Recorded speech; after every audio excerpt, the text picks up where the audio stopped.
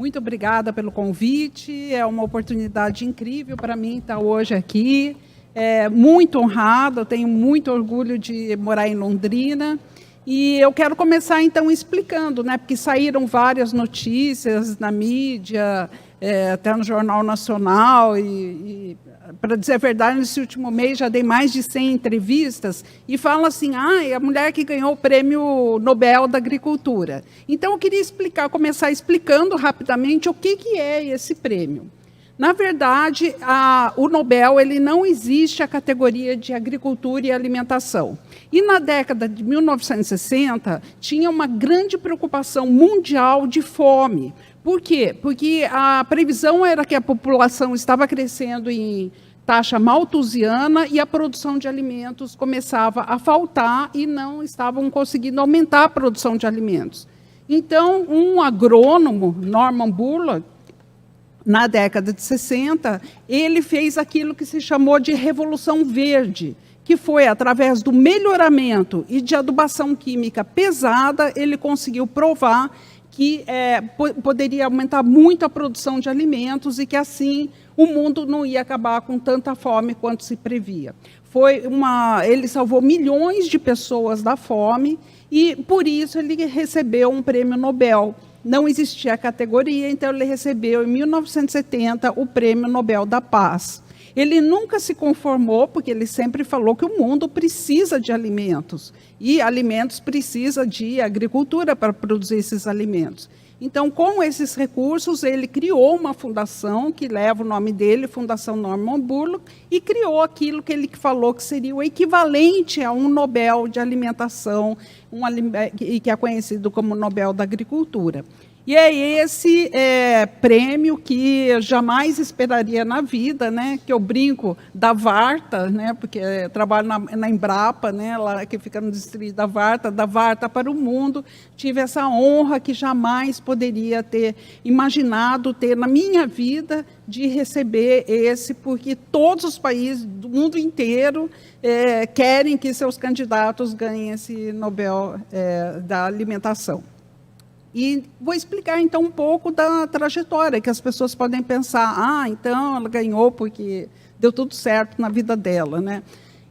Mas que não foi isso. Minha vida foi muito improvável. Tá? Primeiro, né, nascer mulher, né, de uma família que não tinha tantas posses, mas era uma família riquíssima de educadores. Minha família era de professores estaduais. Na minha casa, sempre a cultura e a educação foram muito importantes, e assim eu cresci nesse ambiente, e sempre super curiosa, desde criança desejar ser uma cientista, e tive a sorte de ter uma avó mágica, que era professora de ciências e que me incentivou, me deu um livro com 8 anos de idade sobre a vida dos microbiologistas. Eu fiquei encantada, eu tinha 8 anos, no dia seguinte eu falei, vó, eu quero ser uma microbiologista. Acho que ela me olhou, viu, acho que ela ficou com alguma dúvida, porque só tinham homens microbiologistas. Então, logo depois, ela me deu o livro da biografia de Madame Curie, e eu me lembro que eu fiquei encantada, falei, nossa, vó, então uma mulher pode ser cientista? E minha avó falou uma coisa que eu acho que todos devem falar para os seus filhos. Minha avó falou, você pode ser o que você quiser, minha filha, nunca acredite que você não pode ser uma coisa. E foi assim que, com 8 anos, eu decidi ser uma cientista, uma microbiologista, mas sentia muito... me doía o coração ver pessoas passando fome na minha cidade do interior, Itapetininga, em São Paulo, e também falei para minha avó, vó, eu quero fazer alguma coisa que ajude a não ter pessoas passando fome no mundo. E foi assim, naturalmente, que eu fui para a agronomia, né, porque eu queria produzir alimentos, não era de família de fazendeiros, nada disso, era de educadores, e um ambiente extremamente masculino, né, na época que eu fui, em 1976, mas ser masculino não significa que deveria ser o que era extremamente machista. Né? A gente pode viver num ambiente muito masculino, mas que não seja machista, mas ele era machista. E eu ali, mulher, na agricultura, logo depois que tinha tido o prêmio Nobel, que falava em adubação química pesada, e eu sempre com o sonho de trabalhar com biológicos na agricultura. Então, eu era muito improvável naquela época que entrei. Para piorar a improbabilidade, né, eu ainda fiquei grávida de acidente no 2º ano da faculdade, depois eu tive uma filha com necessidades especiais, e todos os meus colegas então falavam, nossa, você é uma pessoa que tomou todas as decisões erradas da sua vida, você nunca vai ser ninguém.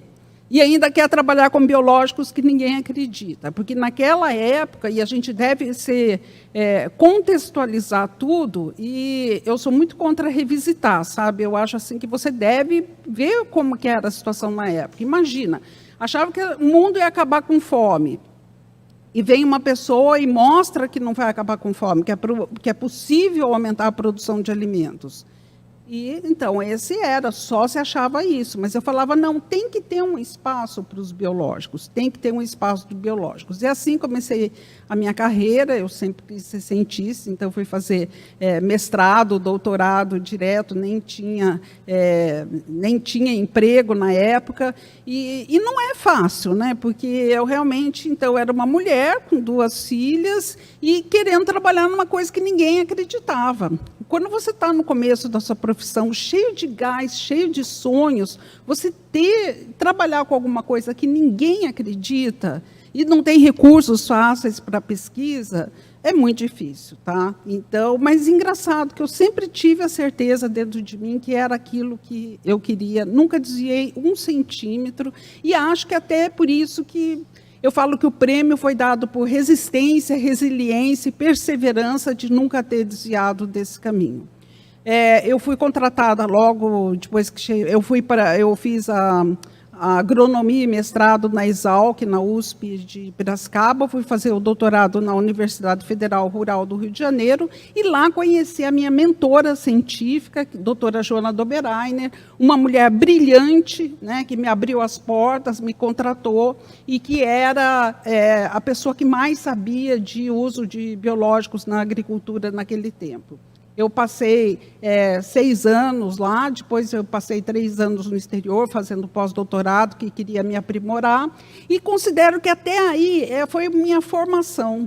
E o que aconteceu? Daí, voltando dos Estados Unidos, eu mudei, eu saí lá do Rio de Janeiro, onde tinha uma vida bem confortável cientificamente, com essa pessoa que era líder, e escolhi vir para Londrina. Escolhi vir por questões familiares, por causa de escola e principalmente tratamento para minha filha que tinha necessidades especiais.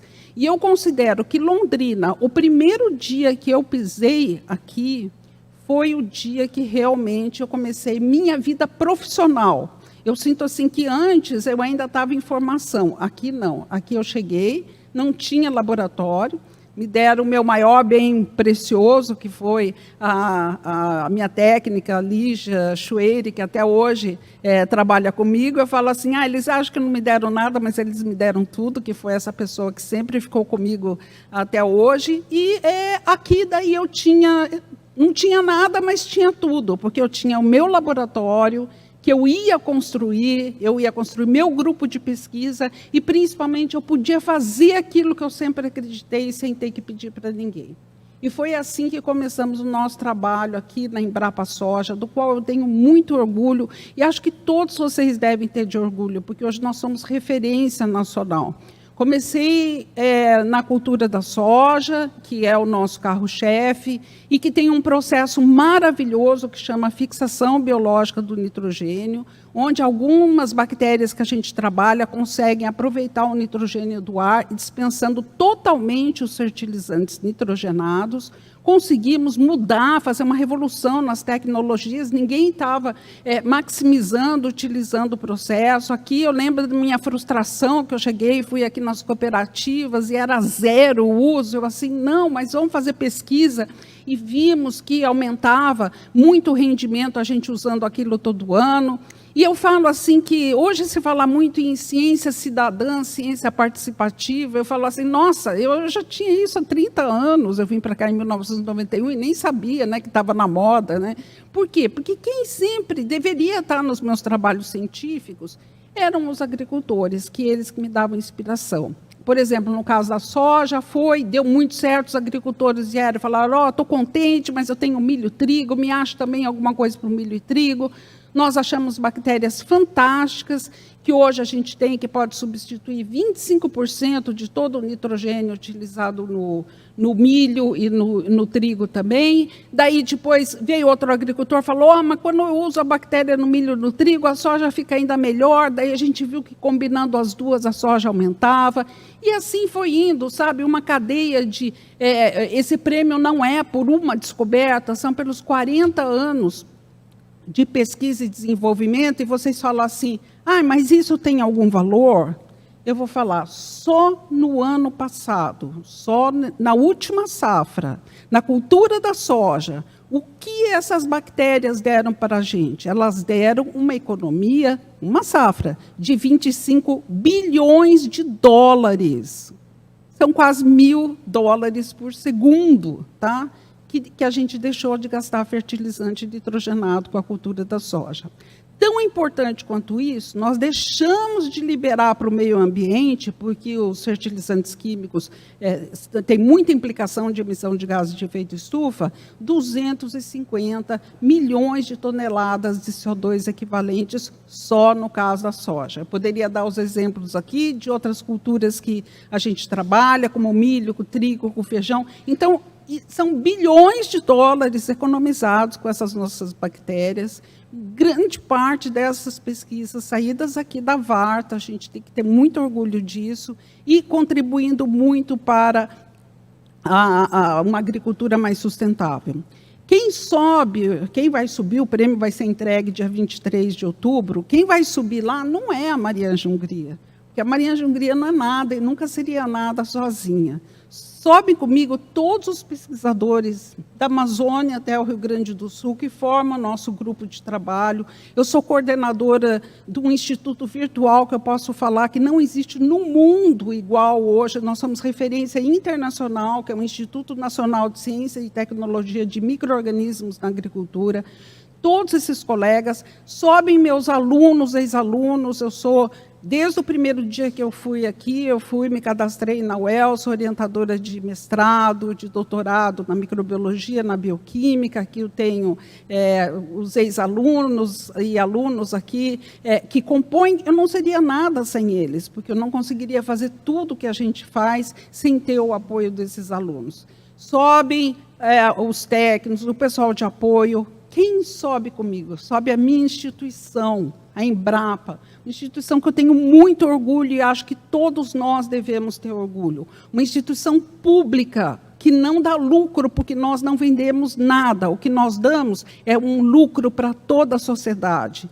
Nós não temos, se você perguntar lá, por que vocês... Nós estamos numa situação crítica sempre, né? Ainda mais nesses últimos tempos. Por que vocês não têm dinheiro em caixa? Porque nós não vendemos nada. Nós criamos tecnologias e damos a toda a sociedade.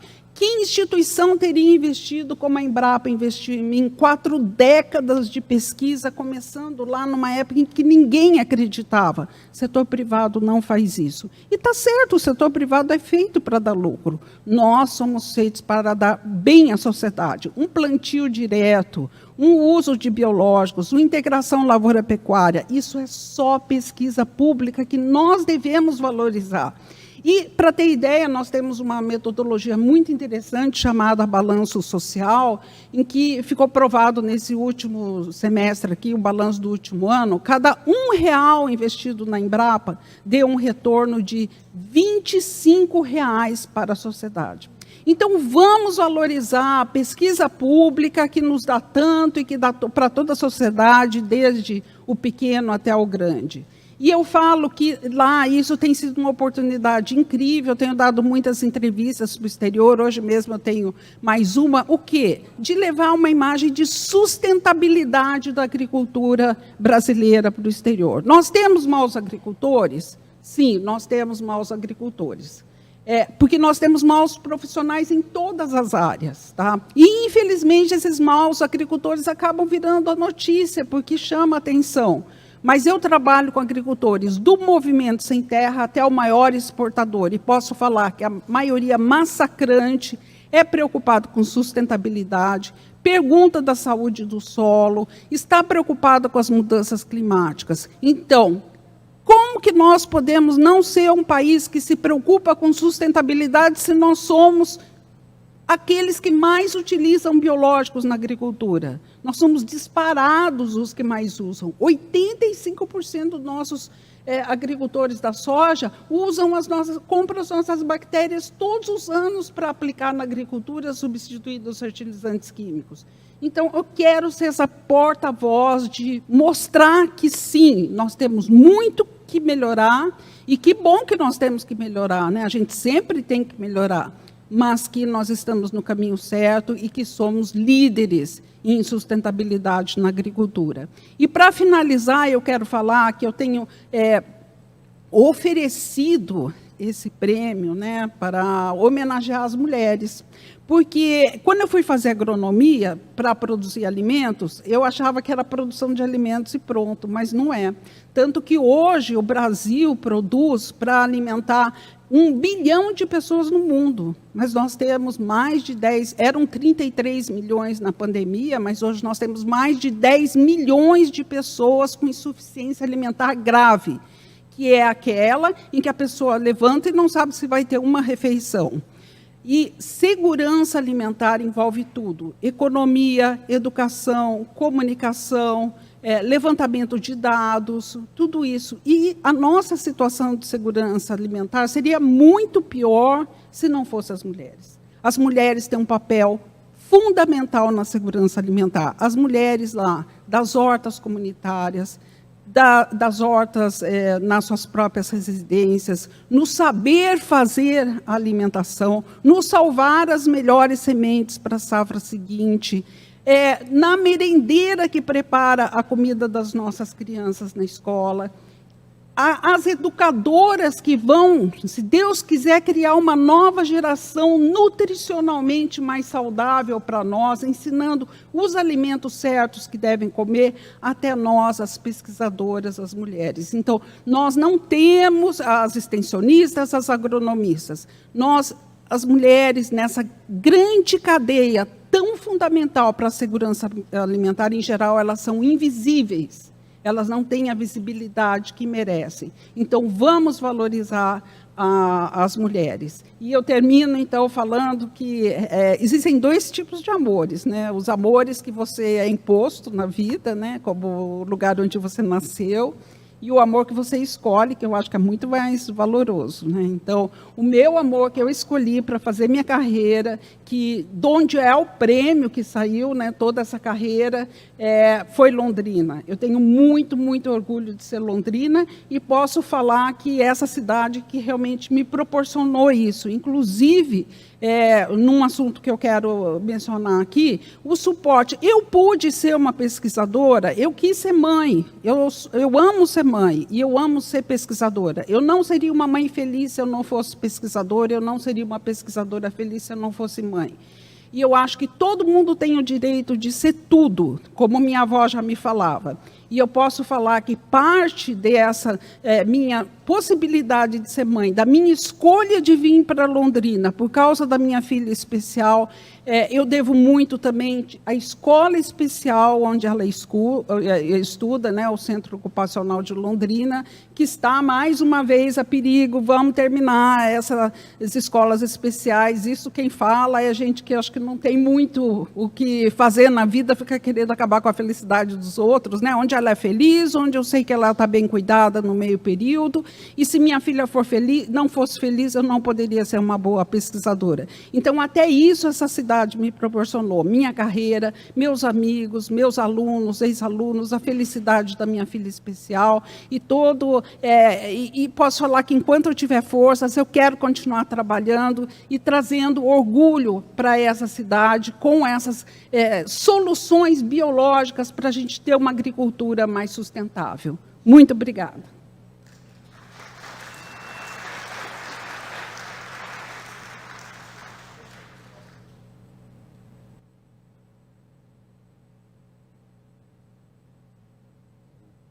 Muito obrigado, doutora Maria Ângela Hungria. Hungria no sobrenome, mas o Brasil, Londrina no coração, né? Deus abençoe. Só queria aproveitar para fazer um convite em relação ao último assunto que a senhora tratou. No dia 16 de julho, às 14 horas nós teremos uma reunião pública para falar sobre as escolas especiais. Então a senhora está convidada, bem como os que estão acompanhando essa sessão. Passo agora a palavra ao vereador Marinho, que é o proponente, para que faça os agradecimentos em nome da casa. Obrigado, senhor presidente. Quero aqui acolher a todos os convidados aqui presentes, em especial aqueles que acompanham a doutora Mariângela Hungria, também aos demais nobres colegas vereadores. Que aula, doutora!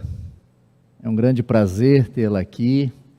Quero agradecer o convite, quero agradecer a presença e ter aceito esse convite, que muito me honra.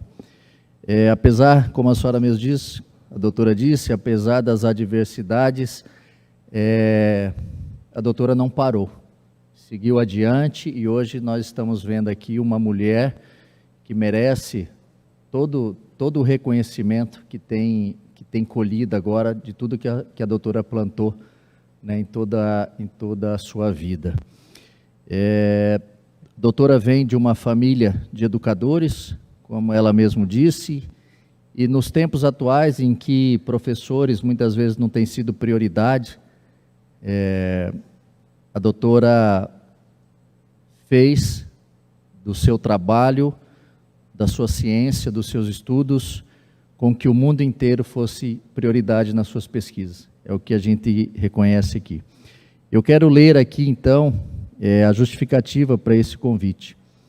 Por mais de 4 décadas, a doutora Mariângela tem sido uma força motriz na Embrapa Soja, onde as suas pesquisas desvendaram os mecanismos da simbiose entre bactérias e a soja, permitindo o uso de inoculantes que dispensam a necessidade de grandes quantidades de fertilizantes nitrogenados.